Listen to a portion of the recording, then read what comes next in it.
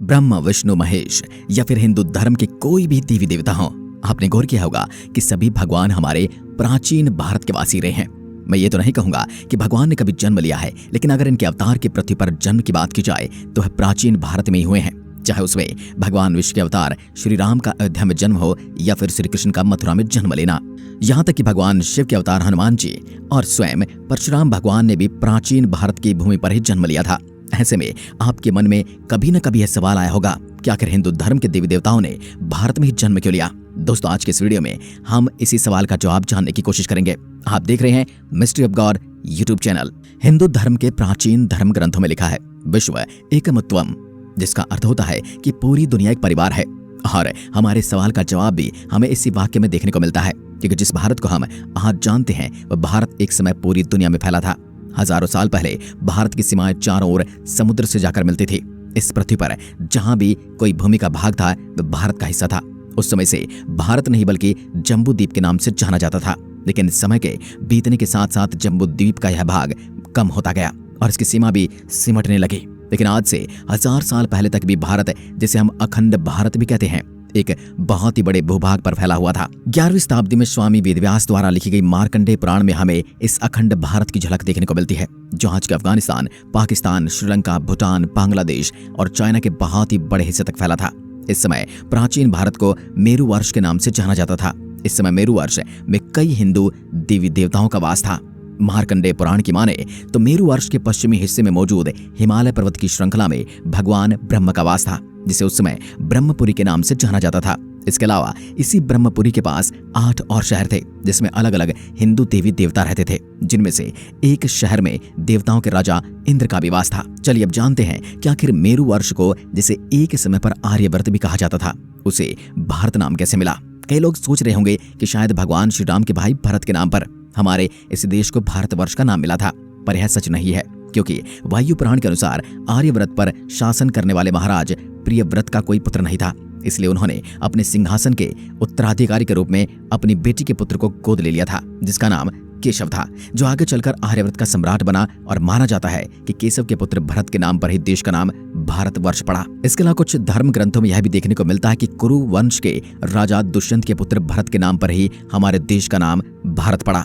वैसे इसके बारे में आपका क्या मानना है, कमेंट में लिखकर बता सकते हैं। पर अगर भारतवर्ष की बात की जाए तो इस समय भी भारत की सीमाएं काफी बड़ी थी। वह प्राचीन जम्बूद्वीप जितनी बड़ी तो नहीं थी, लेकिन फिर भी आज के भारत से भारतवर्ष की सीमाएं कई गुना दूरियों तक फैली हुई थी, जिसमें आज के पाकिस्तान, बांग्लादेश, नेपाल, भूटान, श्रीलंका, अफगानिस्तान, ईरान और यहाँ तक कि तिब्बत का भी बहुत बड़ा हिस्सा शामिल था, जिसे आज कई बार हम लोग अखंड भारत भी कहते हैं। हमारे भारत के इतने समृद्ध इतिहास के दुनिया भर में फैले होने के कारण ही आज हमें हमारे प्राचीन भारत की संस्कृति के निशान और हिंदू धर्म से जुड़े देवी देवताओं के मंदिर पूरी दुनिया में देखने को मिलते हैं। इंडोनेशिया, थाईलैंड जैसे देश में भी एक समय हिंदू धर्म का बोलबाला था, जिसके निशान हमें आज भी इन देशों में मौजूद प्राचीन मंदिरों और यहाँ मौजूद भगवान की मूर्तियों के रूप में देखने को मिलते हैं, जिनमें कई मूर्तियां तो कई हजार साल पुरानी हैं। इंडोनेशिया के जावा में मौजूद ब्रह्मानंद मंदिर इंडोनेशिया के कुछ सबसे बड़े हिंदू मंदिरों में से एक है, जहां आज भी ब्रह्मा, विष्णु, महेश जी की मूर्तियों की पूजा की जाती है। यहाँ पर की गई रिसर्च से हमें देखने में मिलता है कि इस मंदिर का निर्माण आज से करीब 1200 साल पहले किया गया था। यह मंदिर इतना प्राचीन है कि इसे यूनेस्को की विश्व धरोहर सूची में शामिल किया गया है।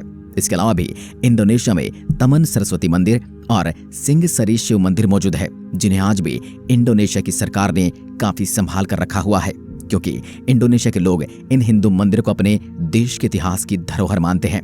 इसके अलावा अगर आप थाईलैंड के राष्ट्र चिन्ह को देखोगे तो आपको समझ आएगा कि थाईलैंड का राष्ट्रीय प्रतीक गरुड़ देवता को बनाया गया है। कुछ समय पहले खुदाई में मैक्सिको में भी भगवान गणेश और महालक्ष्मी जी की प्राचीन मूर्तियां मिली थी, जिससे पता चलता है कि मैक्सिको में भी एक समय हिंदू देवी देवताओं को बड़े पैमाने पर पूजा जाता था। इसके अलावा भी मैक्सिको में ऐसे हजारों प्रमाण हैं जो यह साबित करते हैं कि प्राचीन समय में भारतवर्ष का शासन मैक्सिको तक फैला हुआ था। कुछ इतिहासकार तो ये भी कहते हैं कि मैक्सिको को यह नाम संस्कृति के शब्द मक्षिका से मिला है। इसके अलावा स्पेन में भी हजारों साल पुराना एक मंदिर मौजूद है जिसमें भगवान विष्णु की मूर्ति मौजूद है। इसके अलावा हिंदू धर्म के प्रमाण हमें रशिया तक फैले देखने को मिलते हैं, क्योंकि कुछ समय पहले रूस के वोल्गा प्रांत में भी हमें भगवान विष्णु के करीब 1200 साल पुरानी कई मूर्तियां मिली थी। इसके अलावा यहाँ पर कुछ इतिहासकार मानते हैं कि आज से 2000 साल पहले रूस इस इलाके पर हिंदू धर्म का एक गहरा प्रभाव था और यहाँ पर बड़े पैमाने पर हिंदू देवी देवताओं की पूजा की जाती थी और यहाँ के लोगों का रहन सहन बिल्कुल भारतवासियों की तरह था और उन्होंने अपनी पूजा के लिए यहाँ पर कई मंदिरों और भगवान की मूर्तियों का भी निर्माण किया था, जिनके निशान हमें आज यहाँ पर खुदाई में देखने को मिल जाते हैं। क्योंकि 2007 में भी रूस के इस शहर से कई प्राचीन सिक्के, पदक, अंगूठियां और हिंदू देवी देवताओं से जुड़े पत्थरों के अस्त्र शस्त्र मिले थे। ऐसे ही कुछ हमें कंबोडिया में भी देखने को मिला।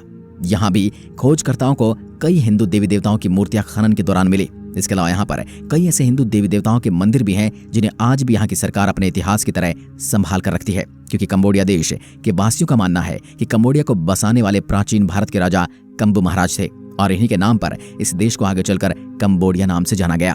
इन सभी देशों में हिंदू धर्म की इतनी मजबूत प्राचीन जड़ों को देखकर हम ये कह सकते हैं कि जब हमें हमारे हिंदू देवताओं और हिंदू धर्म ग्रंथ द्वारा भारत का वर्णन देखने को मिलता है तो उनमें उसका मतलब केवल आज के भारत से नहीं है, बल्कि उनके लिए उस समय भारत का मतलब लगभग पूरी दुनिया हुआ करती थी।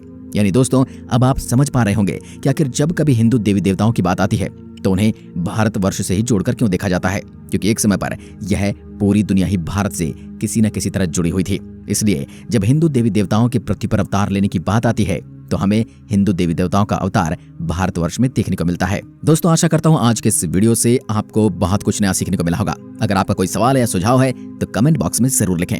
धन्यवाद।